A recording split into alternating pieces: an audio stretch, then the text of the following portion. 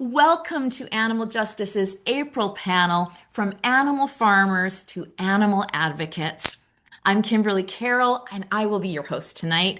I'm a strategist for animal justice and founder of the Animal Justice Academy. You can find my bio in the chat. And tonight, folks, we are bringing together former animal farmers, a slaughterhouse inspector, a ranch worker, whose conscience and compassion led them from producing and killing animals to advocating for them. They're going to offer us something tonight that we don't often get, enough of, and that's firsthand accounts from inside animal agriculture.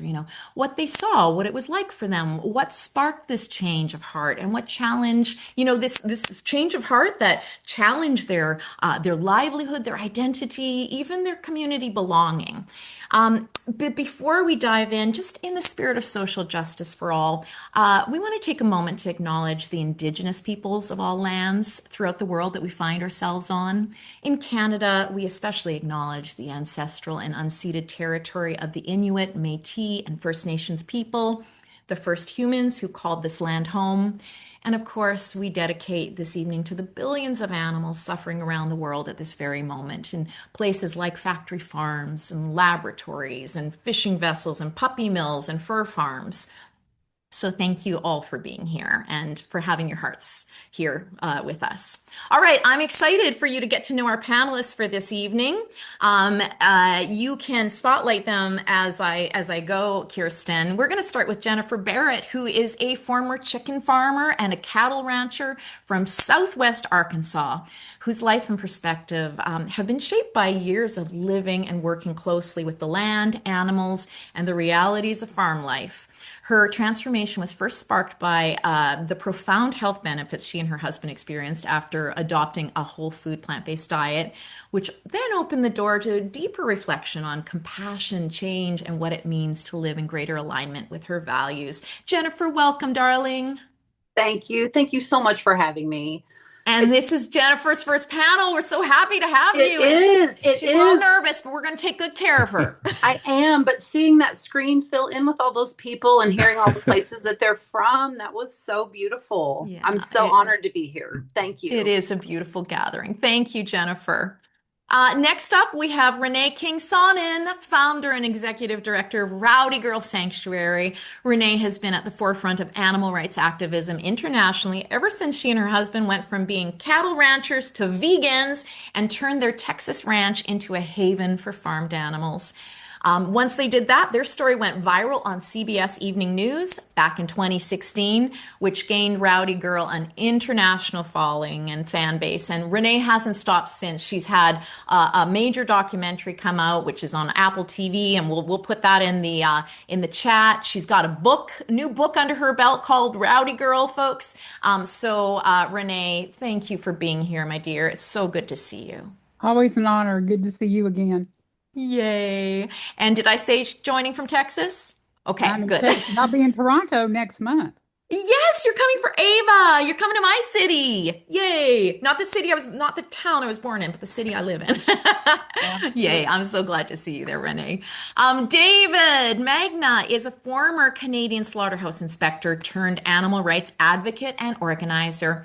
So after David witnessed the systemic abuse of animals and the psychological toll on workers firsthand, he left the animal agricultural industry and has since dedicated his life to advocating for a world without animal exploitation. He's a leading voice with We the Free and a prominent live stream activist who's reached millions through street outreach, investigations, and viral content that challenges deeply held societal norms. David, welcome. Well, thank you, Kimberly. So many legends here. I can't even begin to explain how excited I am to be here tonight. Well, David, since I've met you many years ago, I've been wanting to get you on a panel, so I'm so excited to be able to get you here now. Thank you, David. Likewise, yeah. Excellent. All right, and then up we have Mike Lanigan, who is a multi-generational farmer and cattle rancher who, in the summer of 2016, something was in the water in 2016, I tell ya, realized he was no longer willing to send animals to slaughter. In the years that followed, Mike reimagined his farm as a place rooted in compassion and connection, showing that even lifelong ranchers can find a new way of relating to animals. And today, Farmhouse Garden Animal Home is a space that fosters love and compassion for all animals, with an impact reaching far beyond what Mike could have imagined when he made his decision years ago. Mike, welcome, my friend. It's Kimberly. Oh, this is new for me. I'm a real Neanderthal when it comes to pet stuff. So I've got Sarah helping me keep the buttons working. So Oh, thank you, Sarah Faye. I love it. And well, Mike, your background looks pretty sexy there. You got a isn't that nice good? You pink see, I light see one happening. amaryllis. You see one amaryllis hiding in there? That is one. gorgeous. So So this is Mike's first time doing a panel as well. We're so happy that you agreed to give us your time and your heart, well, Mike. some Thank you sweet so much. talking from Edith to get me on here. So I know, I did. I had to do some sweet talking. and Kimberly. Good to have you here, Mike. Thank you. And last but certainly not least, we have Edith Barabash, who is the co-founder and executive director of Farmhouse Garden Animal Home, the same one with Mike. Nearly a decade ago, after spending several summers as a farm intern, she partnered with Mike to transform his working farm into a sanctuary and a humane education space. Over the years, while earning her law degree and building a career in the charity space, Edith has remained deeply involved in the sanctuary, dedicating much of her time to ensuring animals receive the care and love that all beings deserve. So welcome, Edith. So good to have you here. Such a nice intro. Thank you so much. Yay. And I can't wait for folks to hear about the story with you and Mike. So welcome all of you. Just a note to our community. I love all the hearts and the love coming. Just a note to our community that this evening, to be extra kind and encouraging for our panelists. It's incredibly difficult for folks to go against their industry, their community, and to speak out the way they do. So let's take extra special care of them tonight, okay, folks? Excellent. All right, so I'm gonna start with asking you all to paint a picture for us of who you were in your animal agriculture days versus now, and tell us a little bit about how that transformation came to be. I think we have about 3 minutes each for you. And I think, you know what, Renee, I'd love to start with your story. It's one that some people are familiar with, but I think everybody needs to be. Oh, sure. Where I started, well, I am from Texas. I was born and raised in Texas, and I participated in all the Houston Livestock Show and Rodeo every year. I used to call myself a rhinestone cowgirl because, I had the collection of leather boots and all the clothes and all the stuff. But I never was a cattle rancher back in those days. I married one. I married him twice. So Tommy Sonnen, who is a multi-generational cattle rancher, his family heritage dates back to the, late 1800s. When I married him the first time, he was working for Dow Chemical, and there was a generation that was skipped, and he was getting, going through Dow, getting his degree. I mean, not his degree, but getting his, just working at Dow, gonna retire there and all that with him. We divorced, and then we remarried like 10, 11 years later, and he had acquired the ranch. And when I moved in on the ranch, I had no idea I was going to fall in love with all those baby calves. I had no idea I was going to fall in love with the cows. It was not in my cards. It was not in my mind. I moved in over there, and at first I just saw the herd like everybody else does typically. And then when Tommy wanted me to become a cattle rancher, a partner, because I wouldn't help him with hay, I wouldn't help him with fences. Yeah, I was doing my singing career then. I was producing music and, doing all the things I like to do. And then he came home one day and he said, Renee, there's these 2 little baby calves up the road. They need a mama. And I didn't have any kids. And it touched me somehow that there was 2 babies that needed a mama. And so he went and showed me these calves because I wanted to go see them. And one of them was Rowdy Girl. I called her that because she came bouncing towards me with this big old heart on her head. And I just fell in love with her instantly. And I said, "Aren't you a little rowdy girl?" She was kicking her heels. And so the other one I named Bobo, she died very young. She had what we call a failure to thrive disease. She just never could thrive, probably didn't get her mama's colostrum or enough of it. So she passed away early, but Rowdy Girl became the reason I woke up, the reason I went to sleep at night, like with a feeling good in my heart. And she began to show me the individuality of all those cows. And, that was back in, gosh, when we first got Rowdy Girl, that was long time ago. That was like 2009, 2010, somewhere in there. And I went vegan in 2014. So, it took me that long to be able to finally put a name to what had happened because when you're in the cattle ranching industry, you don't just wake up one day and say, "Oh, I think I'll go vegan today," and wreck my husband's life and destroy his world and everything else in it. It was a matter. It took a long time for me to get there, but boy, when I did, I came out swinging, and You sure have. I came out swinging. So anyway, I wish he was on here to tell his side of the story. It's always interesting to hear. You should have him on your panel one day if you can get him to talk. Hmm. But Yeah, he's a that's what happened. sweetheart. Yeah, that's what Hmm. happened. I was on the other side of it like that. And then once I went vegan, I was all in for the animals, and Tommy eventually went vegan too. Wow, amazing. And now you have the sanctuary. How many animals at Rowdy Girl Sanctuary? Right now, there's right at 140.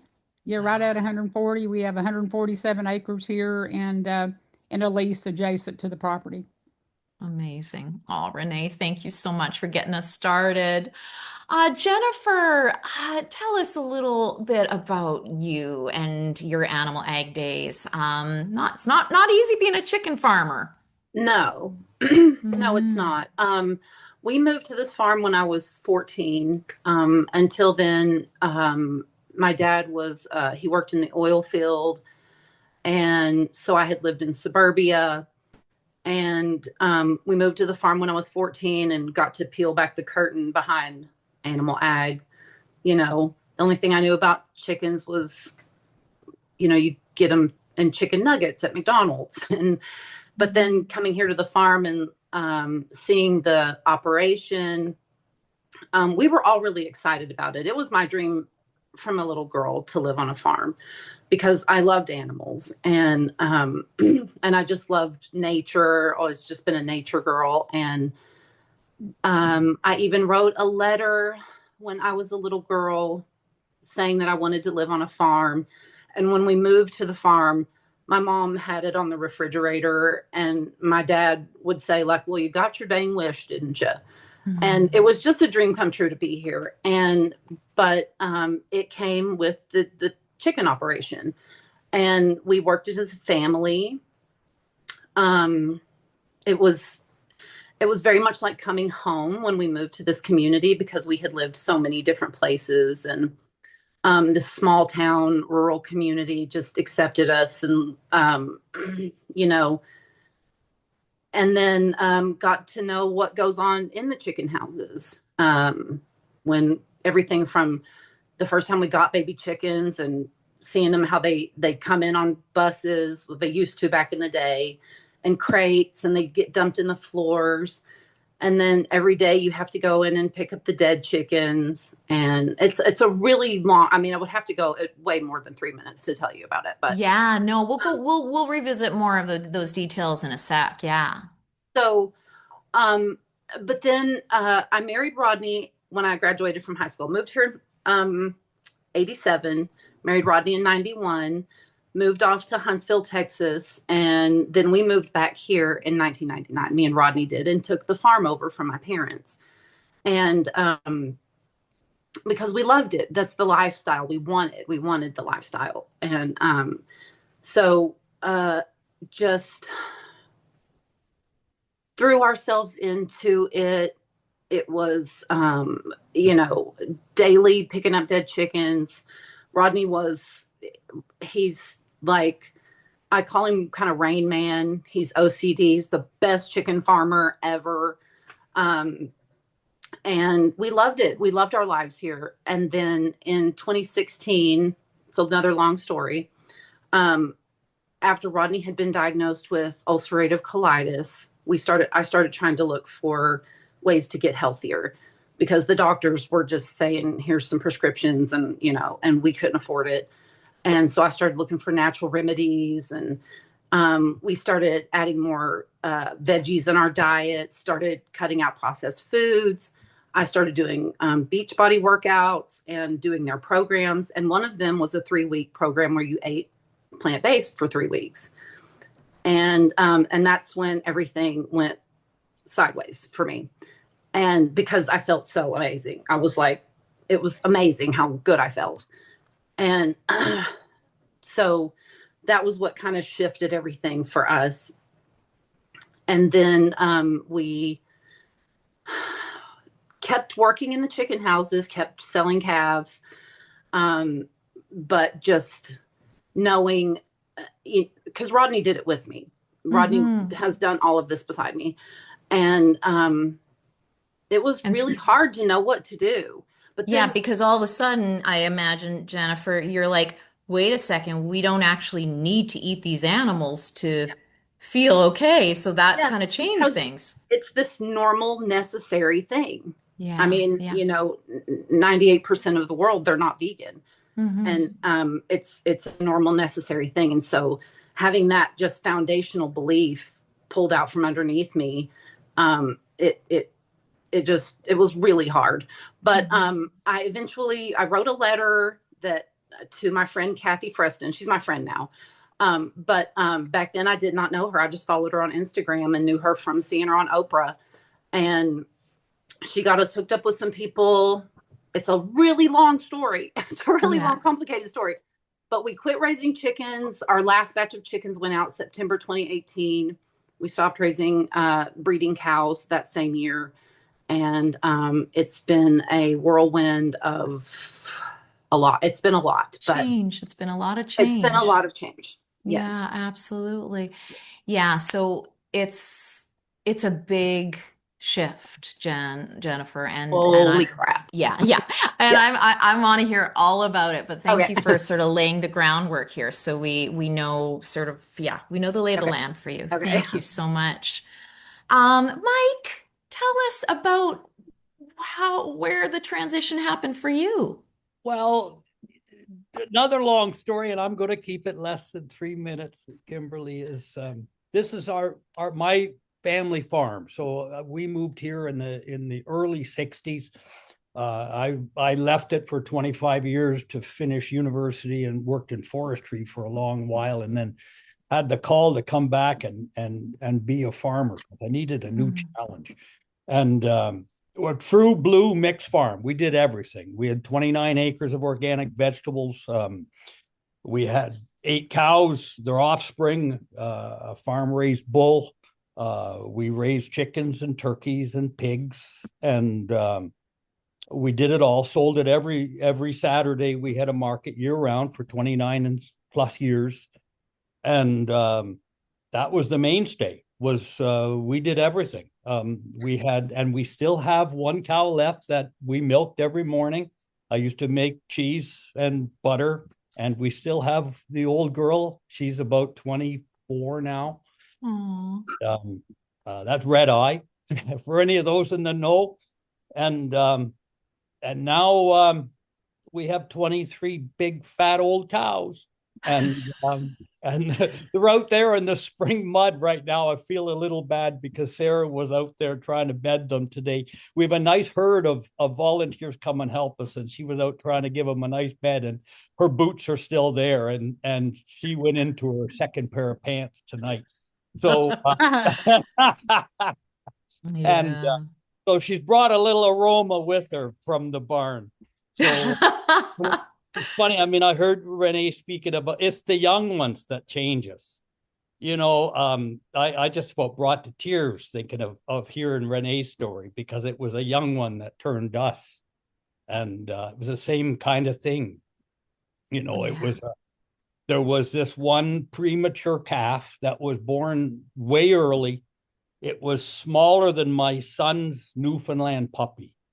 And I was trying to save that calf's life. And I spent more than half a day under the apple tree trying to get it to nurse and trying to get the first milk into it.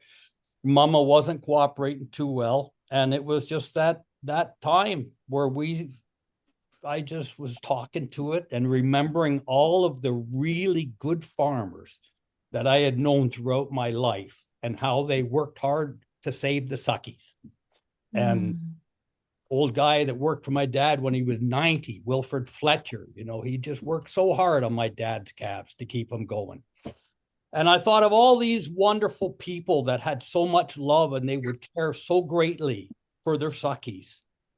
But then at age 2, you could pop them on the head and cut them up into pieces or put them on a truck. And I just thought it was so hypocritical. And I just had a silly, I say it was sent from the universe, just a little epiphany. I didn't want to kill my cows. And I thought, that's silly. This is an old farmer that did it all. We used to slaughter our own cows and we did it all. And I just had this silly idea. I thought, well, I wonder if I didn't want to kill my cows anymore. I wondered if I could do it. And that's when I brought in Edith, that other girl up there in the corner. I've known Edith since she was 13. She used to come to my farmer's market every few months with a little resume that had nothing on it. And she wanted to work at my farmer's market. And she also interned as a farmerette on my farm, picking vegetables, picking spinach, and actually even selling cuts of beef at my farmer's market, because we had a beef went to the market every 8 weeks or so. I had a very dedicated herd of a clientele. The last beef sold at my market in 9 minutes. That's an entire beef. I had ladies coming at 3:30 in the morning to line up. So it was a big change. I still have my beef customers. They're still mad at me and they still call me and see if I've changed my mind. And, and they're very forceful. But we haven't. Yeah, Mike, I'll be even more forceful. So I know it. And, Me too, Kimberly. Me yeah, too. good, Don't Edith. worry. Edith keeps us in line here all the time. And to bring Edith into this story, anytime she worked for me and she would also be my cashier, and customers would ask her, well, which cut is your favorite one? Which one would you recommend? And Edith would just kind of giggle and say, well, oh no, I don't eat beef. But she became, I'll let her tell the story, but I took her with me to the butcher shop one time. Yes. And we unloaded the cow at the slaughterhouse in the barn, all full of every animal you can imagine. There was lambs, there was llamas, cattle, pigs, goats. Everything was there in this whole barn. And Edith kind of doe-eyed looked at me and says, what's going to happen with these? I said, well, they'll all be in heaven tomorrow. It was the kill days. Those days that I went there, and Edith just went all quiet. And maybe there's a good time to bring Edith in if you want. But yeah. Yeah. And what did she say, Mike? Did she say anything at that point? What did she say? Did she say anything at that point? She was real quiet. I mean, I don't think I took her into the slaughterhouse itself. She just was in the bar. No, she was just all quiet. I can tell you what I remember from it. Yeah, okay. Take it away, Edith. I remember we unloaded the cow and kind of walked her into her stall, and then I turned around, and exactly like Mike described, I saw just like a big floor filled with all of these animals, and in my mind I remember it being so silent. I don't know, I just remember them quietly like just looking at me, and then when Mike told me they were all going to be sent to slaughter, I just he told me that the blood just drained from my face, and he said, the first time here is really difficult for everybody. That's what I remember Mike saying. Mike, you told the story of like your son Rowan and his first time at the slaughterhouse, and yeah, I remember. I think that was definitely the first and last time that I went there. He didn't bring me back, and it was also the last time I ever even thought about eating any animal products. Yeah. So that was it for you. That was it. You were then you're working for a cattle farmer who as a vegan. And then he Exactly, which was gave me the opportunity to at least have this idea that if I didn't want to kill the cows, I just asked Edie. I says, if I didn't want to kill, I saw her at the market. I said, if I didn't want to kill my cows, I says, do you think we could get donations or something to feed them? And I said, I'll feed them, and they can just live out their days. And she said, well, let's make a little video and ask the world. And well, and then then imagine you can just picture what happened. Yeah. imagine my from my perspective, getting that text of Mike saying, I have this crazy idea, I'll tell you at the market. And then when he tells me, I just thought, like, this is just like beyond anything I could have imagined. And I ran with it. The second it came out of his mouth, Mike, you know that. The second you said it, there's no Like way a that was whirlwind. Yeah. it. And the We were Wow. video full steam went ahead. wild. And within 7 days, we had every news outfit here at the farm. Now, when But did so I I talk thought to y'all? Because at some point in there, I was on the phone with y'all. Was that? that's the neat thing is that one of my customers at the market knew you, and she had a fancy iPhone that you could do these video things on, which I had never even known existed. And she phoned you up, and there's Renee, and I this is just it was sent by the universe above. It was supposed to happen because Mm. I'm an old farmer that did it all the old way, and this was just too weird of an idea to come from me, and I didn't think it out. I didn't have a family meeting. I didn't talk to my sons about it, who are going to get the farm. I didn't really talk to the wife or anybody. I just had this idea, and it just went. And that's why I think it's an epiphany. It wasn't something I processed in my head. It was just meant to happen. And Mm. But we were on and the phone with y'all, you and Edith, Well, about what happened. I can't even remember how it all came to be. well, when Mike first told me about his idea, the first person I thought of was you, Renee, because literally just a few months before that, I'd come across your video that had gone viral, and I thought, in my head, I thought, oh, like, should I send this to Mike? This is so crazy. But then I thought, nah, like, nothing like that could ever happen here. There's just no way.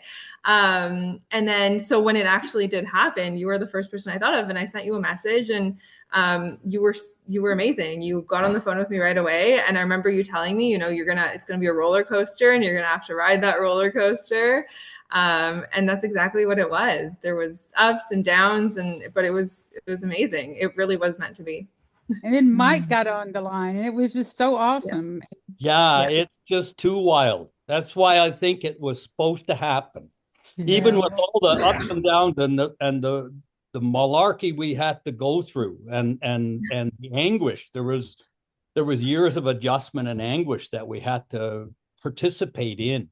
And Edith Mm. was there trying to calm us all down and bring it all down. And I remember Mm. writing about it. I wrote her a reference letter to get into Osgood Law School. And I talked about how she sat in between two feuding uh, members of family and was able to gentle us all down and to let it all ride out. And Aw. I often think that letter got her into law school. It wasn't that she had good smart. You can take credit for Amazing. that, Mike. I love it. Okay, well, we're going to come back to you two in just There a we go. second. I Well, want the beautiful story and yeah, gosh, and as we were starting off here tonight before everybody joined us, we were talking and I was like, "Oh, Renee, you know Mike and Edith, and you talked to them," and then Jennifer's like, "I talked to Renee too when I was doing." Renee, we're calling you the godmother of former farmers here. Farmers become advocates. Yeah. And Edith, you're the spark. You're the spark. So I love it. David, your story is a little different. So, Yeah. you're not the farmer, but somebody who was receiving on the receiving end of those cows that Mike, I'm not of the animals like people like Mike were bringing in. So tell us a little bit about your story. Yeah, right. And that's it. I was an inspector, so my role was to monitor the animals coming in and take enforcement actions when necessary. But it all started, and first of all, I just want to say, like, amazing stories. Like, I'm still like, wow. Like Edith, you're a legend. Unbelievable. But yeah, so for me, it was my family. They immigrated from Portugal. The job that they were given was slaughterhouse jobs, which a lot of immigrants happen onto, or refugees or migrants. And they all worked in slaughterhouses. And so it was my grandma, my aunt, my uncle, my great aunt, my mom. She has quite a bit of a story to tell. And I didn't have a lot of ambition growing up. And so my grandfather always instilled this idea to me that I should look at a government job and all this stuff. And eventually I sort of followed my uncle into the same place that he worked in, and that was a slaughterhouse in Canada. And so I didn't really have any experience going in. I knew there was going to be something, but I was pretty naive, maybe still am. 19, I walked into a slaughterhouse, and yeah, I mean, I can't begin to tell you even just the first few moments of walking down to the kill floor, and walking into the live receiving area, seeing the things that I did. So I honestly thought we had to eat animals, just like I'm pretty sure everyone else thought at some point. And obviously there's a long story beyond it, and I do share it often. And if somebody really wants to hear that story sometime, I can share it via video or something. But it took me some years. So I got really sick working in, and I'll get to that later. But I moved out of the slaughterhouse, and then I moved into an investigation unit.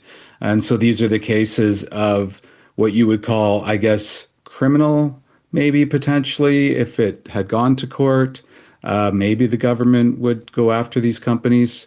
So there would be files and files that would come on my desk, and I would see pictures, some video. There was a little bit of video back then, notes, and so these were the cases of extreme cruelty, and I couldn't handle it. It was driving me crazy seeing this, that people could be so monstrous to animals. And there was one event in particular that like I saw this picture and I couldn't make out the picture, and I don't want to be too graphic for people here, but there was a calf that was, a mother had given birth on a truck and the calf was no longer there. I won't get too graphic with that, but it was awful. It still sticks. I see it every single day, and from that moment, I went home to my partner. I said, I just don't want to be a part of this anymore. And she said, well, we'll just start eating vegetables, and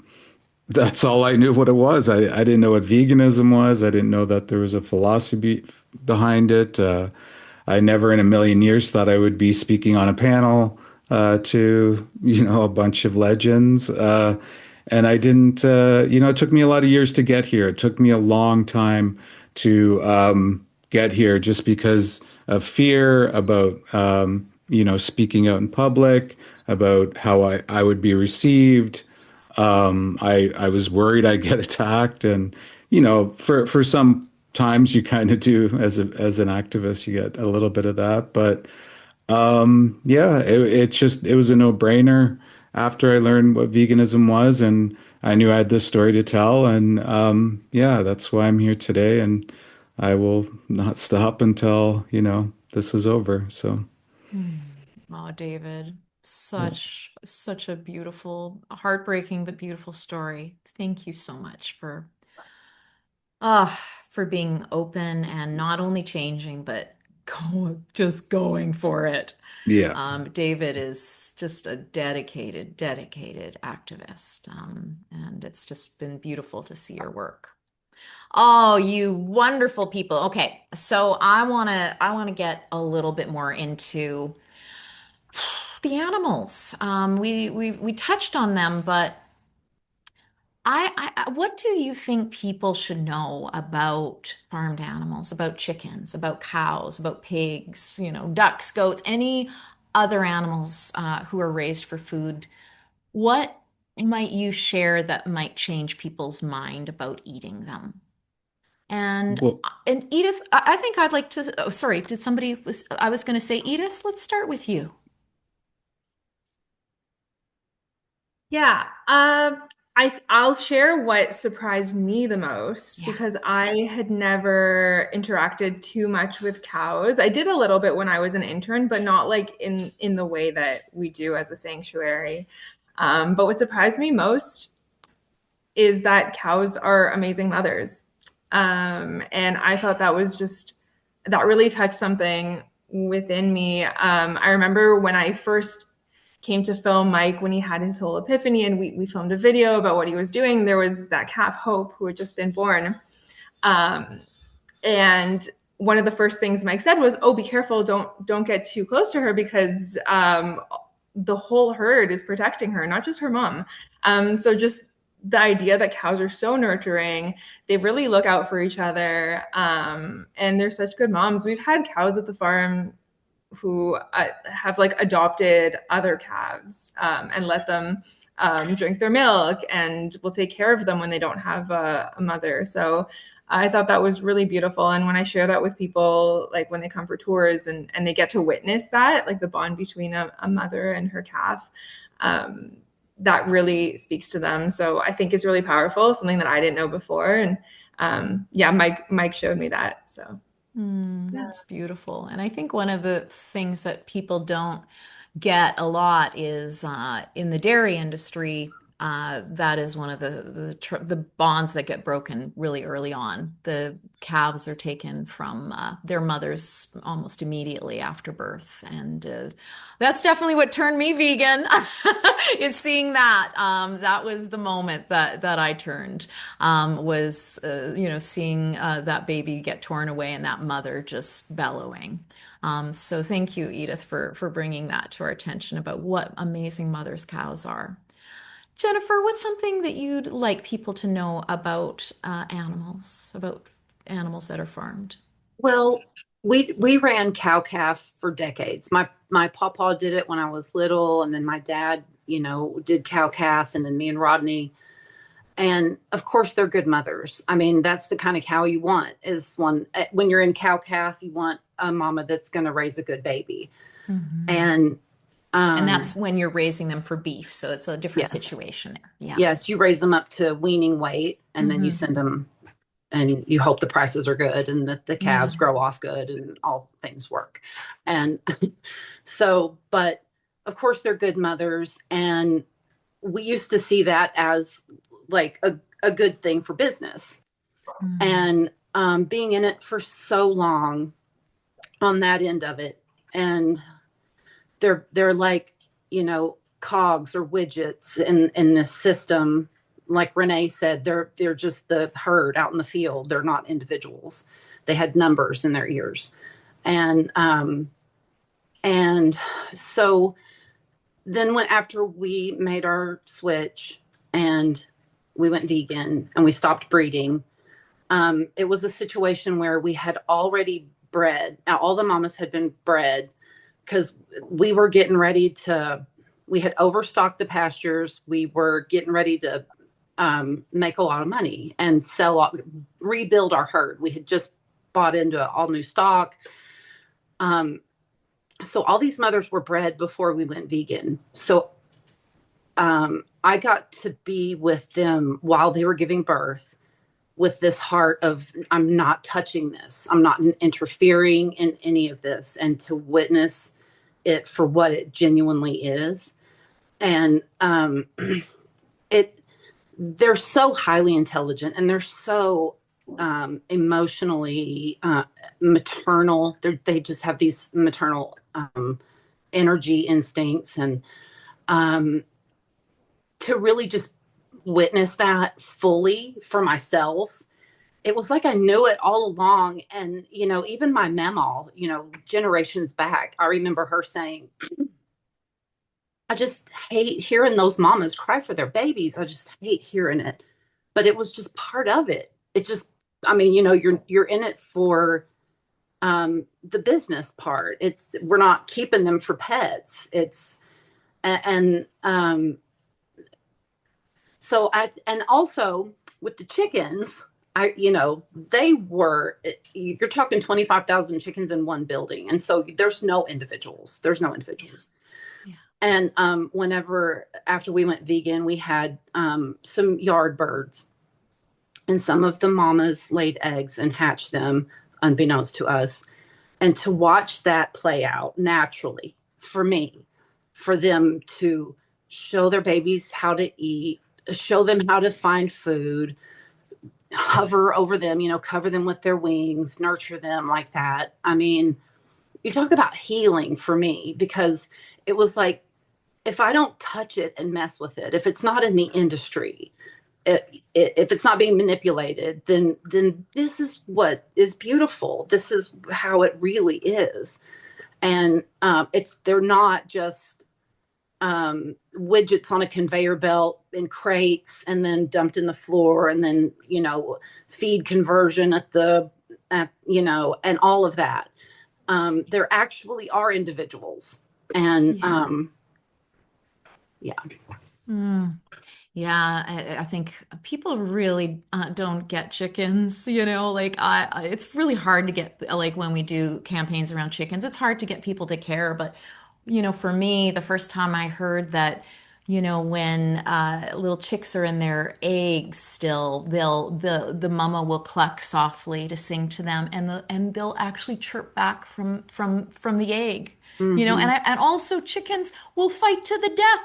They'll go against a fox to Yes, they protect will. their family, They right? will. So Yes, ma'am. yeah, people just don't get that. So, David, how about you? What's one thing you would love people to know about animals? Well, About I the think there's just so many things, right? I think chickens can see in more colors than we can. They can purr, as well as cows. They can play soccer. I've played footy with a couple of cows. Maybe rescues, maybe not. I don't know if I'm allowed to say. But yeah, I mean, they're all individuals, right? And they can be just as sneaky as humans. So, like, I was recently at a sanctuary with a bunch of pigs, and I think there was like 40 of them. I think the place was called The Retreat. I'm in the UK right now. And wow, like they come up to you and they know they're like there's the human, right? We're coming to see the human, and they're either going to give me like a carrot or an apple or a belly rub. It's one or the other. They know It's how to all good get you, stuff. right? Because you're coming to see them. They're like, all right, you got to clean up my poo, and you got to come over here and either give me a carrot or not. And then they'll size you up, they'll look at you, they'll sniff you, and they'll have big teeth like this. And then if you're not giving them a carrot, they're just going to lay down and be like, "Give me a belly rub." So they know what they're doing. They're really cool. Yeah, All of them are absolutely. individuals, right? Mhm. Absolutely. I Yeah. remember seeing three pigs after the Iowa floods that were at the farm sanctuary in New York State. And they were piglets when the flood happened, and they weren't related, but they were brought in together. And they would not sleep except for their snouts touching each other. All three of them would have to touch snouts while they slept. And if one would move, they'd all move to readjust so that their snouts could touch while they they slept. So, That's yeah, adorable. yeah, it was really sweet. Mike, Oh, what would you like we people to talked know? about how individual all of these beasts are. Mhm. Yeah, The entire herd, everyone is different, and you can fall in love with them or you can dislike the odd one. yeah, just like humans. I mean, we even chickens, you know, I mean, I've had friends, people here that have brought chickens here because the city didn't let them have them anymore. And the anguish that poor woman had saying goodbye to her little hens. She loved them. And um, I think about this. I mean, I had a friend when I was up in northern Ontario. We lived in a little log cabin by the lake, and she was given a pig that weighed a pound and a half, a little runt pig, and we raised it in the house, and it never made a mess in the house ever. And we had Malamutes and hound dogs, and it would fight with the Malamutes to get close to the wood stove, and it never lost. And it was such a character. Living with an animal like a hog is just so odd. But it fit right in. It had a place. It never caught. It did root a bit. We did have to keep our floor a bit clean. It was a bit demanding verbally sometimes, but it would hop up on the bed beside me, and I'd have to shoo it off. And people don't think of a pig as a house pet, but personality huge, and you don't think about that when you're ordering your bacon sandwich. And I've often told people, I says, what's the difference between a litter of pigs, a baby calf, or a litter of golden retrievers? There's not a whole lot of difference. You can get to love any of them just the same. And with the herd of cows out there, there's cows out there are just my buddies, and other ones that don't like me. And and some that we have to watch for still, even though we spoil them rotten. I can't turn my back on the odd one because she wants to grind my bones to dust. And Edith knows who she is. We still love her. The rules are you Yeah, don't go just- out to the herd without a stick. Sounds like a neighbor of mine. There you go. Oh, I love it, Certainly, Mike. they've all got different personalities, Of and they're course. all lovable. Yeah. Well, most of them are lovable. Yes, exactly. Again, just like humans. I think probably there's a better lovability chance with those animals than with a lot of humans. Renee, how about you? What would you like people to know about animals that are typically raised for food? Well, the biggest shift for me was, I always think about something that Wayne Dyer used to say all the time, and it's, when we change the way we look at things, the things we look at change. And, when I went vegan on the cattle ranch, it was on Halloween 2014, and the very next day, November 1st, it was really foggy. I woke up, I went outside, and I was looking around, and I was looking at all the cows, and I was in a state of like I just woke up from a dream and I was reborn. I I was seeing things totally different, and I looked out and I said, "This is no longer a cattle ranch. This is going to be a safe haven for these animals." And what changed for me was that shift when I went vegan. It was like everything shifted on the outside, like whatever, and it caused me to see animals different. You know, um, I remember the first call we had about a big Brahmin. Her name is Cinnamon. Y'all may have seen her on our website, Cinnamon. Cinnamon's beautiful. She was getting ready to go to slaughter. She was 5 years old. A bona fide, certified, registered Brahmin. With papers. Um, and the mama and the daughter called me frantic. We were on a story on the local news, ABC, or one of those with Deborah Wrigley. I'll never forget it. And they had come out and they'd done a big story on us.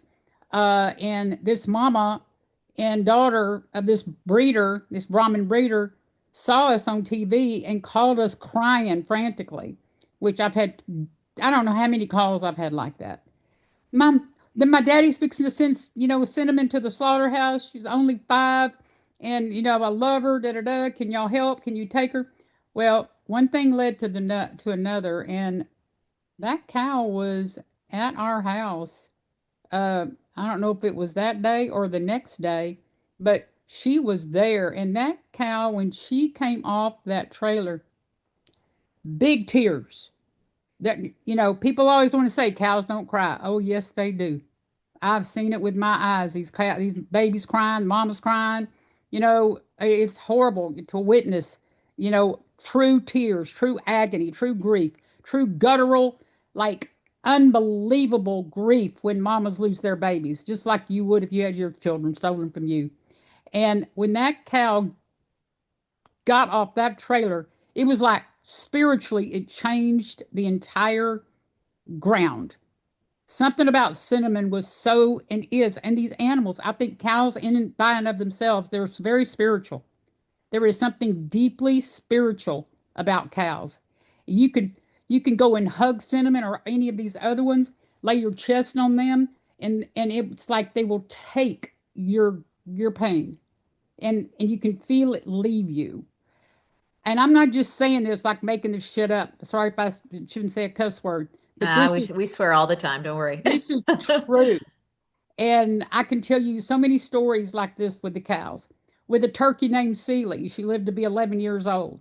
And, Seely, God, that turkey, personality. These animals have so much personality. I can't tell you how many times I've had to tube feed Seely because of one reason or the other. She had, all kind of issues and wouldn't eat. And I had to learn how to tube feed this turkey.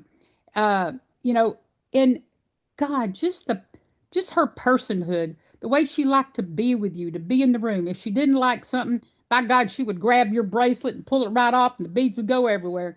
And she was just that way. And then, I can remember one time, uh, we had a chicken. I was early vegan, and this chicken had a problem walking.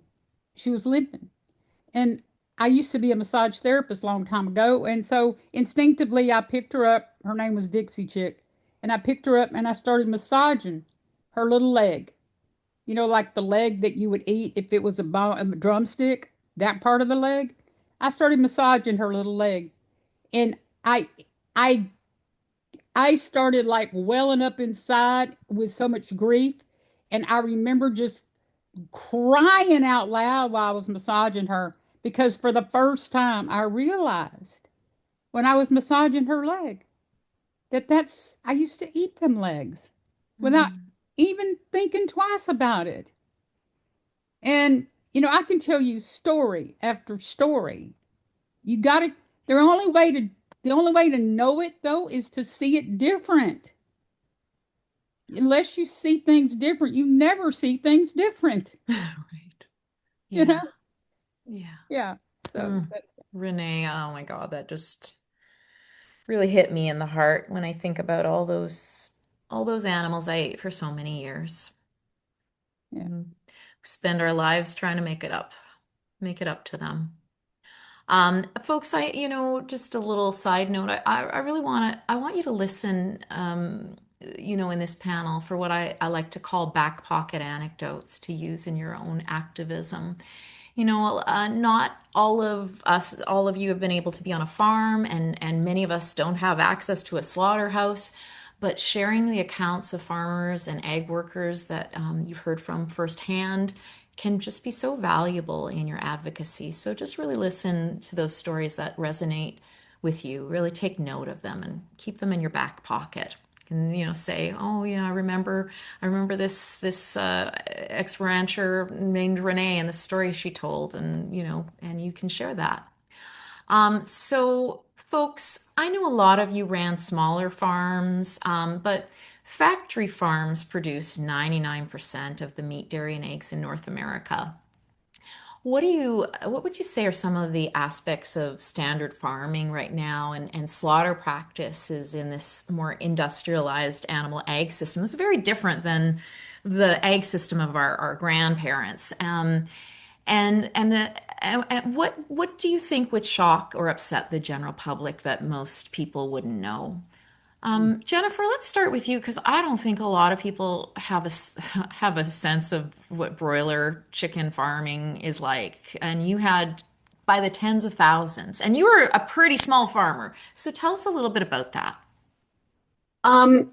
You're right. People don't understand. When I moved here in 1987, we had three chicken houses that had a 65,000 capacity. There was a 30,000, a 20,000, and a 15,000. And when I would tell people that, like I would go visit my cousins and they would be like, what? Like that's so many chickens. And like, where do you think your chickens are coming from? They're coming from somewhere. Yeah. And It's just how fast they grow, for one thing. Is Because they're bred that way. Yeah. they are. Mhm. In 6 weeks, you hope to have at least a 5-pound chicken in 6 weeks. And that's so fast. And they are crowded in together. Every day, there's dead ones to pick up if you want to raise good chickens and have, a healthy, clean environment, because they are all in there in their poop. And when we get them when they're little, they go in half a house because they only take up half a house, and you don't want to heat the whole house. You're saving money's making money. Yeah. And then you have to turn them out into the full house when they get, usually within the first week, they're going into the full house. Sometimes in the wintertime, we would hold them longer because we didn't want to have to run propane on the other end of the house. So we would hold them longer, which meant, and look, we did everything that we could as farmers to be, to work with as much integrity, to give those chickens, a good life. We were down there all the time. And, but this industry is so it's so set against, especially chicken farmers in the States, right? Yeah. So, Yeah. I mean, in order to have a good flock of chickens, a lot of them had to be culled, which every day Rodney went in there and killed chickens. And I couldn't ever do it. I couldn't ever cull them. And Rodney is very, not protective, but he honors my sensitive heart. And he never expected me to do that. So we would do he would do one half of the chicken house and I would do the other. And then the next day we would switch. That way he could cull this side. And then I didn't have to, I only picked up the ones that were all dead, and they were there every day. And I heard, after we went vegan, I heard one of the advocates that came here to the farm, he said that Rodney had done that job so much that it was just like folding socks. And it really genuinely, I was like, you're right. There wasn't any kind of connection to an individual. You're doing your job. You're making sure that house has healthy birds that are going to go to the slaughterhouse, because, you're going to get docked on your pay, if you send chickens that are subpar to the plant. So it's just a matter of doing a really good job. Being a chicken farmer is killing them. Mm-hmm. And I don't know that people know that. Chicken farmers do it all day, every day. And when they're babies, I mean, and they have a sheet on the inside of the control rooms that tells you exactly how to kill the chickens. There's a procedure to do it, to just separate their spine. And it's just, when they're babies, there's so many of them. I remember that I would take a counter, one of those little clicker counters with me, because otherwise I would have to dump the bucket of chickens out and pick up all those nasty dead baby chickens and recount them. Hundreds of them. Mm-hmm. And so I would take a counter, and every time I'd pick up a chicken, put it in the bucket, I would click. So then I would have my amount at the end of my round. Jennifer, yeah, for somebody like you that was drawn to farming because you loved animals, the irony of that, huh? And Yes. I'm sure that's the same, for a lot of farmers, but they get in over their heads before they realize what it's all about. Laura was just asking, why do they need to be killed? They are sick, and I think one of the things that's important for people to know is, you say healthy chickens, but it's basically chickens that just get past the okay point. They're not healthy and thriving animals, No. but they're, can you explain a little bit about that? Well, there's 25,000 in one house, 25,000 chickens. And so they're coming off of an assembly line, basically. Some of them are going to have deformities. They try to clean them up at the hatchery as much as possible, but they end up, we have to take out the sick ones. And within that first week, the ones that are weakened or, culls, they're gonna just die off and have to be picked up. And then they also grow so quickly that they break down in their legs. Sometimes they would flip over on their backs and could not get up. And those birds, they wore the feathers and got blisters on their backs. If you walked that chicken house and that bird flipped over when you walked past and you didn't come in there until the next day, it was there for 24 hours laying on that chicken litter. And it can't go to the slaughterhouse. It's out of there. It's done. And plus it's laid there so long, kicking and trying and struggling, that it's not a viable bird anymore. Yeah. And it sounds terrible to talk about it this way, but that's literally how, No, that's the that's what verbiage we're trying to we get. used. Yes. Yeah. That's the Yeah. verbiage we used whenever we were in the industry. And, like I said, there is no individual in there.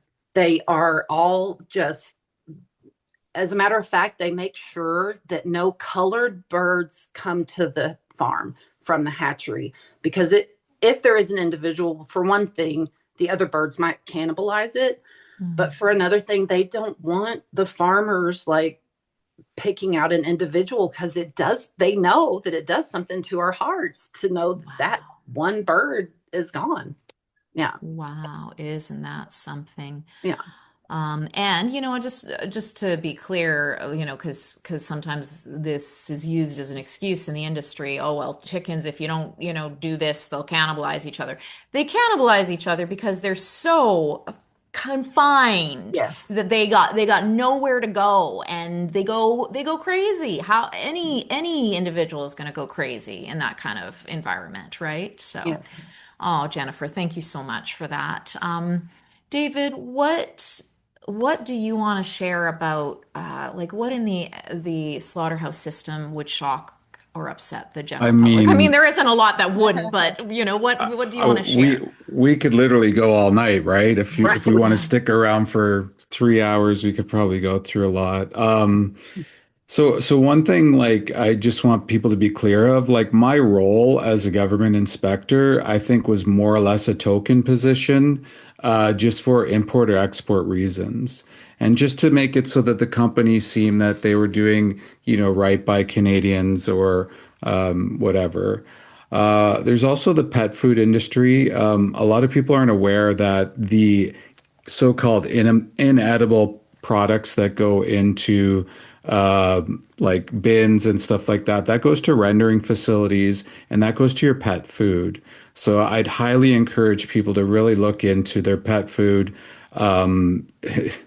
I can't even begin to tell you some of the things and the smells and what a rendering facility looks like. So that's something you can look into. Also, most of the animals that I believe now probably are going into gas chambers. So a lot of the industries move to gas chambers as far as chickens and hens are concerned, as well as pigs. So a lot of people might not be aware of that. Maybe one other thing is every single animal that people are eating are genetically engineered, are selectively bred to grow as fast as possible. So this wreaks havoc on all of their system. Thank you, David. Yeah. Edith, anything you want to share? Yeah, I guess I'll add a little bit specifically about egg-laying hens, because a lot of people are actually surprised when they come to the sanctuary and they see that we rescue egg-laying hens, and they don't really understand why there's a need for them to be rescued. And what really shocked me about the industry is, well, first of all, the vast majority of egg-laying chickens are in cruel tiny cages their entire lives, maybe the size of a sheet of paper, where they can't spread their wings, they can't forage on grass. And anyone who's interacted with the chickens on any sanctuary, but I know in our sanctuary we're really attached to the chickens, and it's always so beautiful to see them forage on the grass and how much they enjoy it, especially in the springtime after the snow melts. So just the thought of them being crammed into tiny cages their whole lives is so heartbreaking. And even in cage-free farms, often it's just massive indoor industrial filthy buildings where they're just packed inside. So yeah, there's a lot of cruelty in the egg industry. But what's actually interesting is that most of our hens they don't come from factory farms. They actually come from small scale egg farmers or backyard farming operations, because as soon as they start getting a little less productive, or don't lay enough eggs to be profitable, or to like give enough eggs to the people who live there, they just get sent to slaughter. So the few lucky ones will then get to live out their lives at sanctuaries like ours. But I haven't really come across a situation where you can humanely or kindly raise hens for eggs. Thank you, Edith. Um, Mike, anything that you want to Well, add? this talk about factory farms is so foreign to me. Yeah. I think in all of our career in my family, we struggled to do the very best for the animals. Even though their end was disturbing, we always tried. I mean, I always had my chickens were always free range, and that meant we fed the foxes and wolves a little bit. Um, we tried so hard to meet their needs when they were there. And I was always disturbed by the hearing of factory farms. So we tried so hard to do our very best to give them a good and happy life while they were there. And I mean, but yeah, the factory farm stuff is just right out of my element. I don't know anything about it. I never wanted to know anything about it. And all of my friends that are farmers are all sort of the smaller end ones, the ones that they care. When their calves are born, there's a video on Facebook. They love them, and if you listen to them close enough, they're jealous that I don't have to ship mine off. Wow. And, because a lot of the people get into farming because they love cows or pigs, chickens. They're not always there for business. I mean, we needed them to pay the bills at one point, but we got into it because we loved them, and it was the only way economically is cows are not cheap to keep, is to have someone pay the bills. This is the hard press of it, is that when I was in the business, is when the tax bill came in, I had to walk around the barnyard, figure out who was going to pay it. And I'm so glad I don't have to do that now. Oh, yeah.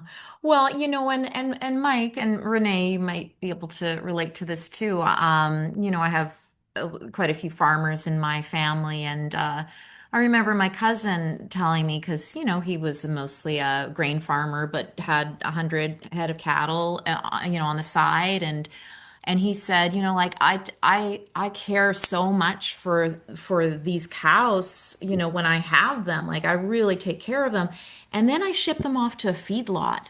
And I know it's hell on earth for them, for that last couple of years for them to, be finished. And I could just see like the heartbreak in his eyes, like he's doing the best he can on his small farm. And then they're getting, put into this big industrial system on feedlots that are hell on earth, and then sent to slaughterhouses that are hell on earth, So Renee, anything that you'd like people to know about farming these days, industrial farming?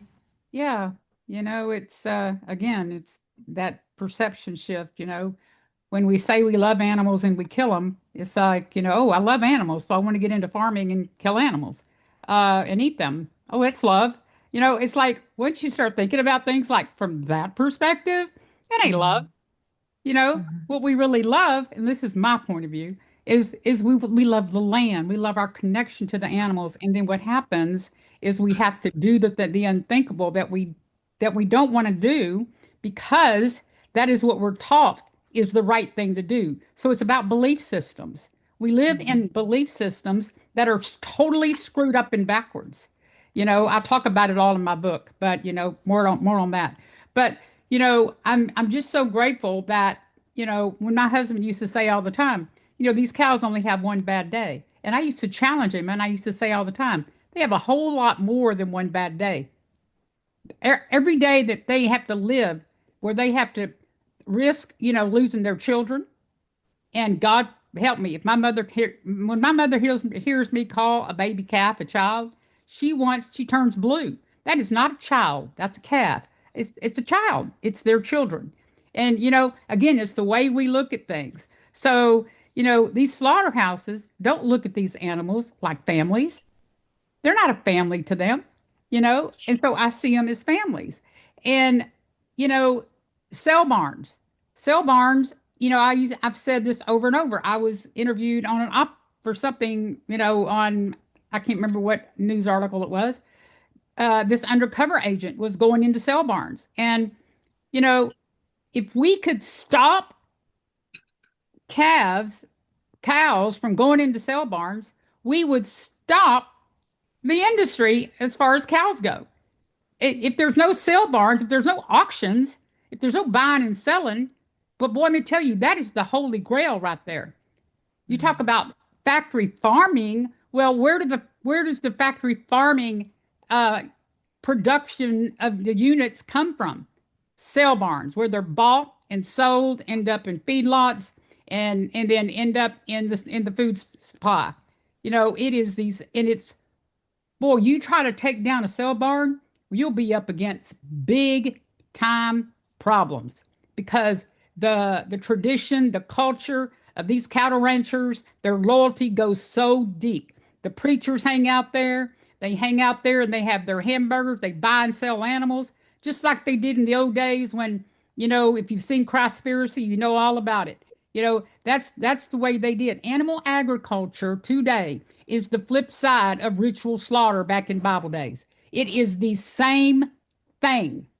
We have ritualized animal suffering to the point where we accept it, and it's so wrong. And now what's happening is AI is coming on the scene, which if you ain't doing AI, you need to be, because if you're not, if we don't stay up to par on AI, then we're going to fall way behind, because the slaughterhouses, the factory farms are using AI to kill animals faster. They don't care. It is all about production, assembly, and this is happening right before our very eyes. So if we care about animals, we have to learn how to use AI. And so, I have a whole lot I could say about that, but it's in my book. I talk a lot about it. I love getting you fired up, Renee. I love it. Okay, so we have a bunch of folks here that advocate for animals on a regular basis. I want to know, is there anything so one of the things that I personally don't love is I don't love people going after the individual farmers as opposed to the systems. Okay. I feel like that, well, you're hearing about all the different experiences on all the levels. There's no evil. There's no like evil here. It's just, it's being raised in a certain culture, with certain belief systems.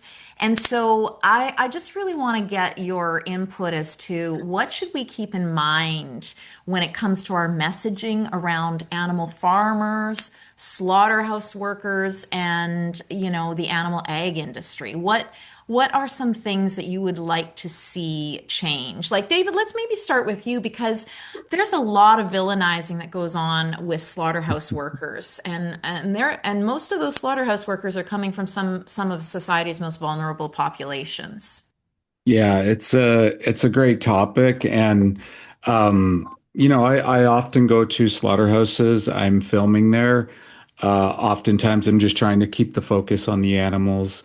And occasionally we're having conversations with the slaughterhouse workers.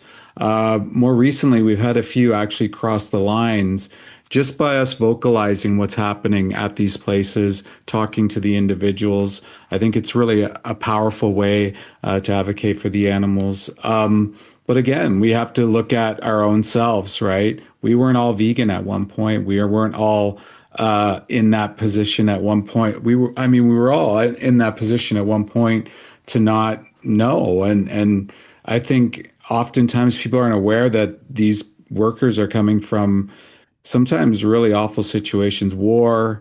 There were Syrian refugees put into slaughterhouses in the United States.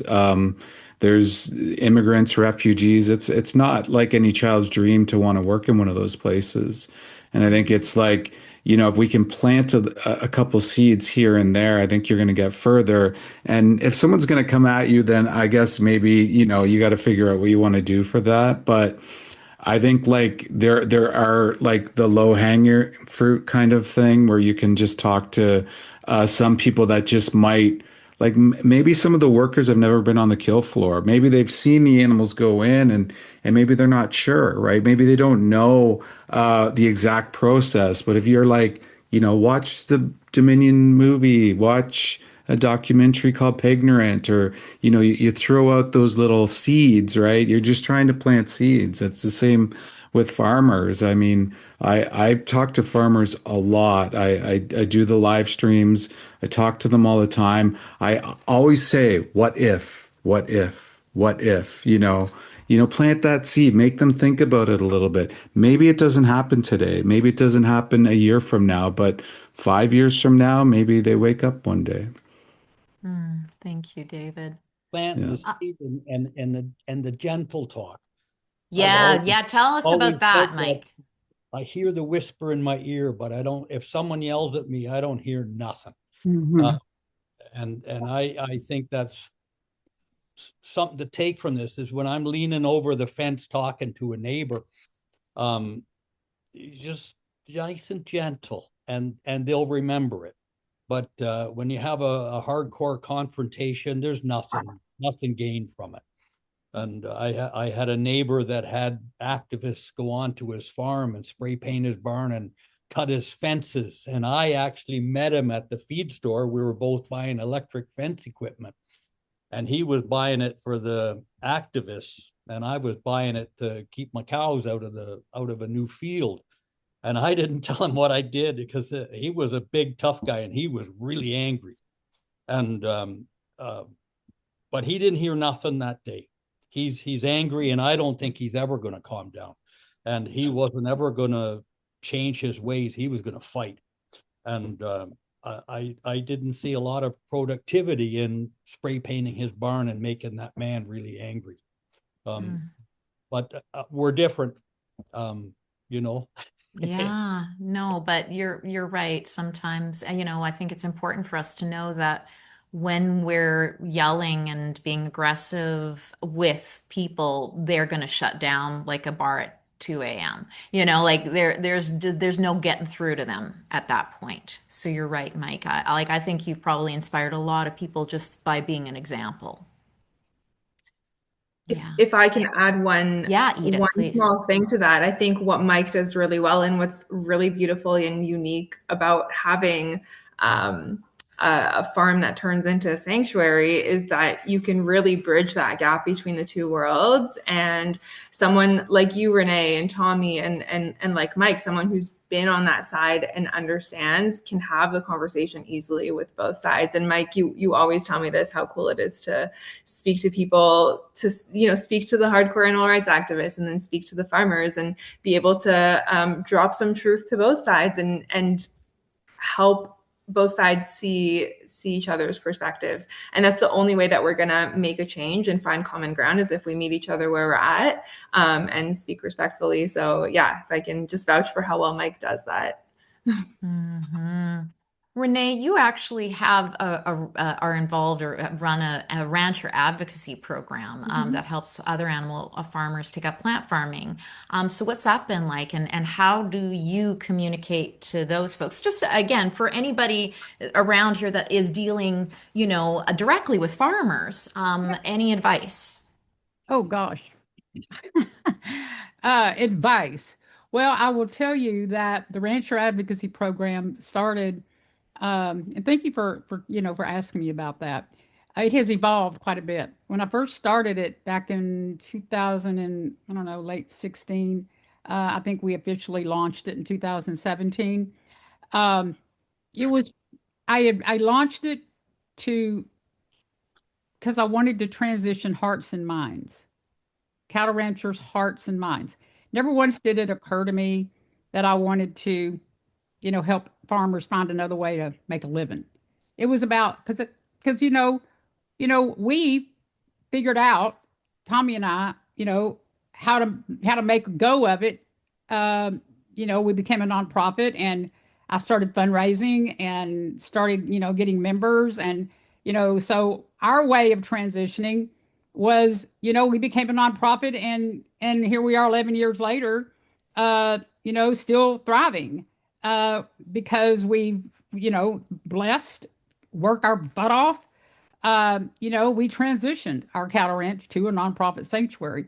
Not all cattle ranchers and farmers, animal farmers, chicken farmers they don't all have the same, skills, mindsets, technique, they just don't. So what started coming at me was farmers, cattle ranchers, chicken farmers. They would call me, they would message me. I would get messages all the time, and I'm just this girl over here that went crazy on the cattle ranch, and I don't have all the answers, but I was trying to help because in my heart of hearts, all I wanted to do is try to help people, and when I started figuring out, when they would say stuff to me like, well, how am I going to make a living? And and it would just like hit me like square in the head. It was like, God, not everybody can become a sanctuary. Yeah. It's expensive to have a Yeah. sanctuary. And Mhm. it never ends, ever. It never, ever, ever. So many people become sanctuaries and you don't see them anymore. No, They don't they last. they don't understand. And so the Rancher Advocacy Program evolved into a program where we started helping other farms. I mean, we've had some, some farms. I mean, Jennifer's on here. Her and Rodney's story is on our Rowdy Girl documentary. We tried hard to transition their farm, and so I mean, it's out for the world to see. Sometimes things just don't happen. You can't. What needs to happen is the government needs to step in. Mhm. We can't rely on what? We can't rely on just private Charities. funding. Hmm. All this private funding, it just can't go on and on and on. And it's a shame that farms like Jennifer and Rodney's and others that want to transition, that that they don't get really the step up they deserve, because Hmm. every farmer that wants to transition, that wants to change, that wants to create a better way of life for themselves other than farming animals, they all deserve a step up. And in our country, they don't get that step up. It is, and that's why I tell everybody that I know, everybody, I talk about this in my book. If you want to do what you can to help farmers transition, get involved in your government. Become a staffer there. If you're vegan, become a staffer, become a lobbyist, do any and everything you can to get on the inside of our government, where the legs and the tentacles of the eighth generation cattle rancher and farmers are. That's where they live. That's where they thrive. They're in our government, you know. And so, the Rancher Advocacy Program has evolved into, we inspire, we educate, we motivate. I mean, we started the whole farm transition movement, y'all, and there's really, it's not easy. It's not a one size fits all. Hey, I think I'm just going to transition to farm today. It is hard. Yeah. We lived it. Jennifer knows. Hmm. We lived it. Yeah, Tough absolutely. stuff. And I mean, there's a novelist and a slaughterhouse journalist named Upton Sinclair who said it is difficult to get a man to understand something when his salary depends on his not understanding it. So, it's really hard when there's no way out. Like, I bet there's a lot of people, a lot of farmers who feel pretty trapped in They in are trapped. continuing to do what they're doing. So, thank you for bringing that to our attention. Jennifer, last word on this to you. Anything around our messaging around farmers that we should keep in mind? Well, this is going to be really personal for me because I love my farming community. I love farmers. They raised me, they raised my children. You're not going to find better people on this planet. And it is not the farmers that are driving this industry. Right. It is not. And they don't deserve. It would be like, berating the factory workers that are, producing fast fashion or something. I mean, Yeah. it's the consumers, it is the Yeah. government. It's this systemic belief system that we have to have animal protein. It's and it is not the farmers. We're not out here going, we just, really enjoy going and working in a stinky chicken house. And it's not something that we would choose. And as a matter of fact, a century ago, this area was raising berries, and there was a cannery in town. And when the chicken industry came in and started offering these farmers contracts, and it was a way for them to get out of poverty, and they took it. And they're good people. They are the heart of this nation, and they are not averse to change. They just don't have a bridge to cross. And believe me and Renee, and we tried to build a bridge, and there is no blueprint. It was a mess. I cannot tell you the long, sad, confusing depression that I went through, not knowing what to do. And when I was in the middle of that, I knew that this is why people don't change. It was so hard. I was begging God to let my feet land somewhere that felt familiar to me. And these farmers, this is their life. It's their livelihood. They love being out on the land and with their cows and on the fence rows. They don't want to live in the cities and sell insurance. This is their life. I mean, the old timers say you either love it or you hate it. And we loved it. We loved it. And you can't go to someone who loves their job and who loves their livelihood and say, you're doing something wrong, or, or confront them with, self-righteousness. Saying you're evil. Yeah. Yes. Yeah. I myself, when I first went vegan, I felt very self-righteous. And I was posting stuff. Don't we all? Like, I was so upset that the whole world did not go vegan with me, that I could not convince people to do it with me. It was really, really a struggle. And these farmers are precious. They are being exploited for their goodness and for their willingness to work. You cannot imagine the amount of work that goes into raising these birds. And we do it because it's something that the world needs. I mean, like, that's what we thought. The world needs chicken. I mean, as much as we need oxygen, that's what I believe, that we had to have chicken. So, I mean, like, it's a dirty job that nobody wants to do it, but me and Rodney were doing it. And these good people are out here doing it. Yeah. And they don't need shit from vegans. Okay. Yeah. They need a bridge to cross. Yeah. That's what they need. And they will do it. And if you offered them a contract to grow tomatoes or pumpkins or watermelon, anything, they would do it. If you could show them, here's the contract, like the chicken companies do it, they would take it. Believe me, they would much rather be raising mushrooms or tomatoes or something rather than walking into a stinky chicken house every day. Absolutely. No, thank you so much, Jennifer. And I think that's just so important for folks to know. Most farmers think that what they're doing is necessary, and when you think something is necessary, you can kind of rationalize it however you need. Yeah. So, oh my God, you all have just touched my heart so much. I think we can say the same of the community here. Everybody is just in love with y'all. Thank you so much.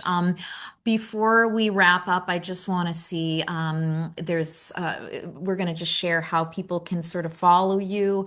We're going to put Jennifer, we've got some of your information just so people can follow you on social media. Same with David here. But David, you have something else you want to share that to direct people towards? Yeah, unfortunately, I couldn't find the link, but I just want to make everybody aware. Our amazing activist friend, Jenny McQueen, is going to be on trial, ridiculously on trial, I might add, May 11th to the 14th in Toronto. So if you're around, please come and join us. There's a Facebook link somewhere. I'm sure you can find it. And yeah, send her a message too. I'm sure she would appreciate the support. Thank you, David. Edith and Mike, you got a special event coming up. Tell us about that. Well, yeah, it's something that every farmer that has cattle had a little private outing in the spring. When you're able to open the pasture the first time, all the families would always be there. We'd open the gate and call the cows to their first pasture, and you get to see the joy that they experience. And it was one of the first events we had and it was a hit. Because you can't miss it. Those cows are expressing joy as cows do. Well, once in a while they just run out and eat, but usually they're buck and bronc and thrash around, and it's wonderful. And it's on Mother's Day this year, and it's just when the grass comes on, and they're already standing down at the gate telling me that, Mike, it's ready, but it's not ready. But yeah, I just dropped the link in the chat. Okay, Yeah, letting sorry. out the cows 2026. That's the link. Thank you, Edith. Oh, So okay. yeah. Edith will connect you to everything. You can't, but that's a big one. But we have other ones too. I mean, I don't think we have as many as we used to, but we have one in the fall where I pull them on hay rides and stuff, and we just talk about what we're doing on the farm this year. Whether we're planting rows of trees for wildlife habitat, or doing things to make it's not always the animals we lock up that we have to help. Sometimes it's the meadowland nesting birds or the little birds and stuff. I have a rescue possum. Yes, I you my do. dog killed a possum Yes. a few weeks ago. I But love him so much. we never had possums before, like 15 or 20 years ago, and they're starting to come back. And I'm obsessed. I've seen. So we've got to provide habitat for some of these. Yes. I don't like putting up habitat for tomcats and stuff. Yes, I've got absolutely. a tomcat on the farm that's making a mess, but they bought a bag of food for him, so he's going to become a fat tomcat now. Okay, so we've got that in, and we also have the link for your sanctuary. And Mike, if they come to your sanctuary, they're going to get to meet you in the flesh, are they? Absolutely. Yeah, that's worth the price of After winter, admission there's right always there. a little more flesh. Excellent. And we're going to get Renee. Renee, you've got such big things happening. Please share and tell people where they can find them. Well, this is called an advanced reader copy of my book. Okay, it actually publishes on June 25th, and it drops. Bloomsbury is publishing it, and they're the publisher that published Harry Potter. So we're really Wow. excited that we've got such a esteemed publisher that is taking us on this journey. It's taken me 5 years to get here. I got great people on my team. We are scheduling an entire book tour all over the country. Right Yay. now, we're starting it in Toronto at Ava. Ah, I'll have a love booth it. there. And this is my first time to have a booth there. And so I hope to see David and y'all all, Absolutely. Kimberly and in Yes. Toronto. Y'all come see me there. And then also we're going to be anybody that's out there in Austin. We're going to have a big party at the biggest bookstore in Texas. It's called Book People, and that's on June 26th. I'll be there speaking and signing books. So if anybody's from Austin, but then the other cool thing is the documentary Rowdy Girl is, gosh, y'all, it is now on PBS streaming all over the United States. Amazing. And it's on World TV too, which means you can get it anywhere. It's on Apple TV. It's it's on something called Guide Docs, so you can see it in any country. So go to rowdygirlfilm.org for that. And and then there's other things in the works I can't really talk about right now, but I am so blessed that our story has become the impetus for so much change. And I'm grateful that in my 68-year-old body that I still have the strength and the stamina to continue to get out there and do whatever I need to do to be a voice for these animals, for farmers. It's so vitally necessary that we use our voice for the change, because nothing changes till something changes. And when we actually become the change, we cannot help but radiate that from within.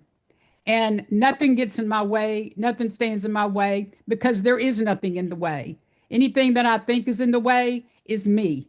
If I have a thought that anything is in my way, it's only me thinking there's something in my way. I always figure out either a way through or around, and everybody has a story, and everybody's deserves to be told. And I'm always here to inspire, to motivate, and to encourage in any way I can to help any of you.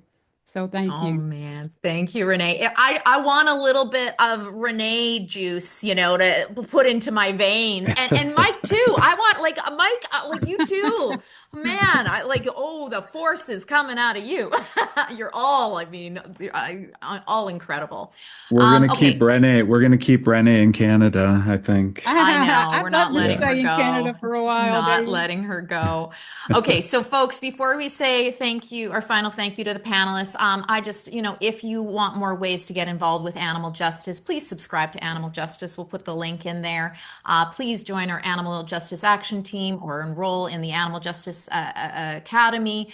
Our May panel will be about NFAC and how messed up it is that the standards for on-farm care of animals are decided not by the government, but mostly by the meat, dairy, and egg industry. And then June's panel will be Influencing Animals, featuring 5 influencers in the animal advocacy vegan space, talking about how you can become more influential in your own animal advocacy. And let's take us off of spotlight, Kirsten. I want to thank you all out there tonight for being a part of this, for being open to learning different, from a different viewpoint. And we are going to give you a chance to unmute in just 2 seconds. Actually, Kirsten, go ahead. And I'm going to invite our panelists, if you haven't already, to make sure you're on gallery view so you can see everybody. We got to 200 people tonight, folks, plus 200 people. And I'm so proud of all of you for inspiring us. And so I want to just, let's unmute everybody. And I want everybody to give a thank you to our panelists tonight. Jennifer, Mike, Amy, and Renee. Thank So much, everyone. everyone. Thank you. Aw, thank you so much to our panelists. Thank you so much to everyone. Guys are amazing. Guys are amazing. Thank We you so have- much. Enjoyed thoroughly the presentation. Yay. Wonderful. Thank you. All right, folks, go out there. Be brave, be smart, be compassionate. Thank you all so much. Have a good night. Bye-bye. Bye. Everyone. Bye.